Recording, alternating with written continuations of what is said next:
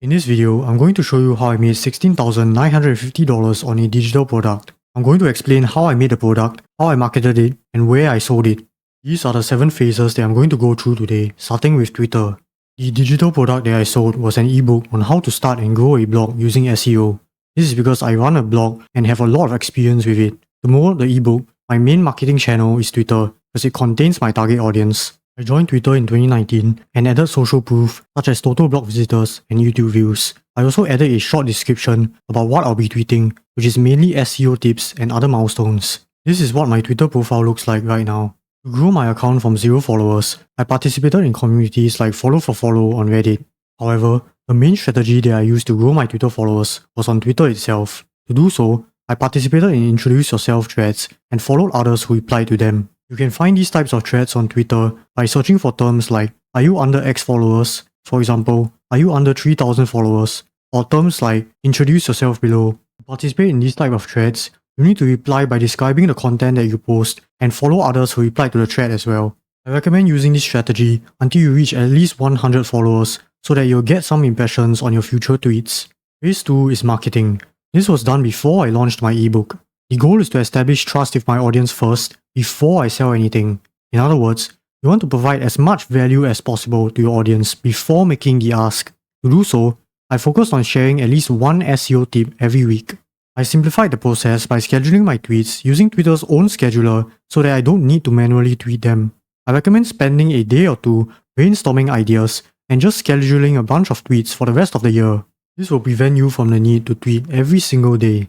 Keep posting educational content and try not to go off topic because you'll confuse your existing followers. When I was tweeting, I made sure not to share my most valuable strategies to save them for my paid ebook later on. A growth hack on Twitter is to share income screenshots, small achievements, or milestones. Always tweet things like, I hit X revenue, 1,000 subs on YouTube, 100 followers on Twitter, and so on. I recommend consistently tweeting educational content and milestones until you reach at least 1,000 followers. Phase 3 is making the actual product. Once you've built your audience and your tweets are starting to get a decent number of impressions, you can start building your digital product. My digital product was an ebook on how to start and grow a blog, and I used Google Docs to make it. Firstly, I used Canva to make the cover of my book. Secondly, I planned the table of contents so that it's easier for me to write later on. Here's an example of my table of contents. If you don't know what to put in your table of contents, you can take inspiration from other ebooks in your niche. Lastly, I made the ebook using Google Docs. This is because it's easy to learn and you can export it as a PDF later on. There were only a couple of problems I encountered when making the ebook. The first was creating a table of contents, and the second was starting the page numbers from page 3.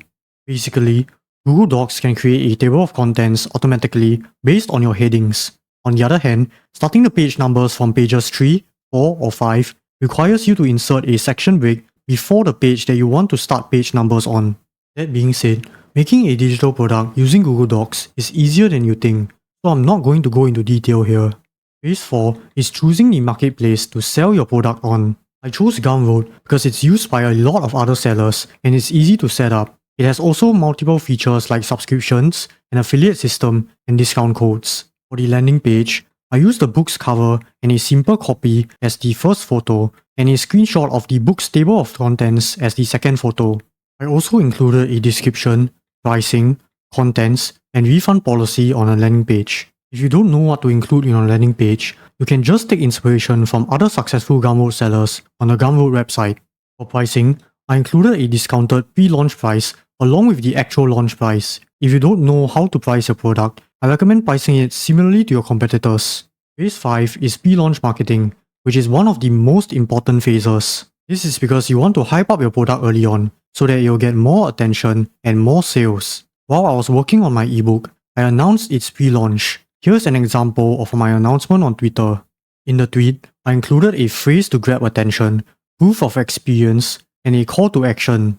I also included a finger pointing down emoji to get people to expand the tweet.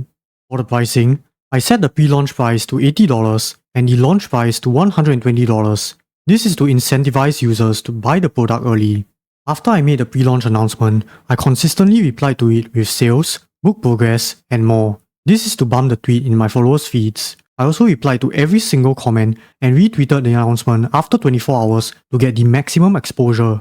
One day before I launched the book, I posted a tweet saying that it was the last day to pre-order it at a cheaper price. I managed to get a few quick sales from it. Keep in mind that you don't have to specify the launch date of your digital product. It's better to announce once you're closer to finishing it. This will give you less pressure and more time to finalize your product. Day 6 is the launch day. On launch day, I posted a tweet announcing how many people bought the book. I also increased the book's price from $80 to $120. During the launch, I focused on answering questions and handling refund requests. That being said, most of my sales came from the pre-launch because I optimized for it. The pre-launch announcement that I tweeted managed to get a ton of support because I spent almost 2 years giving out free value to my followers. By doing so, they are more likely to purchase something from me because I've already established trust with them. To recap, the value that I provided to my audience in Phase 2 was over 100 free SEO tips and educational content on how to grow a blog that I shared on my Twitter. The final phase is post-launch. After you have launched your product, the most important date that you want to take note of is Black Friday, which falls on the last Friday of November. During Black Friday, you can post a tweet offering a discount on your product. This will give you a huge boost in sales. With a marketplace like Gumroad, you can easily add discount codes to your product. Apart from Black Friday, make sure to continue providing value to your existing followers by sharing educational content and milestones. By doing so, you'll naturally get sales from the link in your bio, especially if one of your tweets goes viral. If you found this video helpful, do give it a like and subscribe to the channel. If you have any questions, you can also follow me on Twitter at NOTLHW.